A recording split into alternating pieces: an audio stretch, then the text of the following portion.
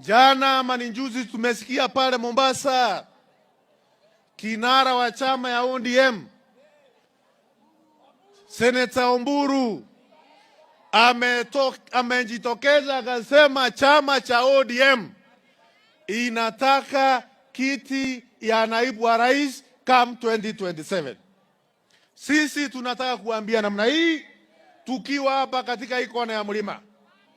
Chama ya ODM tumekubali, tuko katika broad based government na tutafanya katika serikali ya Mheshimiwa William Ruto tukiwa broad based government, tukiwa tumeshikana kuendeleza umoja wa taifa letu na kuhakikisha kwamba serikali ya Kenya inafanyia wananchi wa Kenya kazi sawa sawa.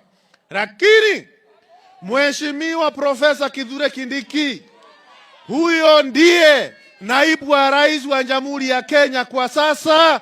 Huyo ndiye atakuwa naibu wa rais wa Kenya 2027 kuelekea 2032. Kama ODM inataka kiti ya naibu wa rais, tuko tayari kuwapatia kiti ya naibu wa rais come 2032 wakati Profesa Kithure Kindiki atakuwa rais wa Jamhuri ya Kenya.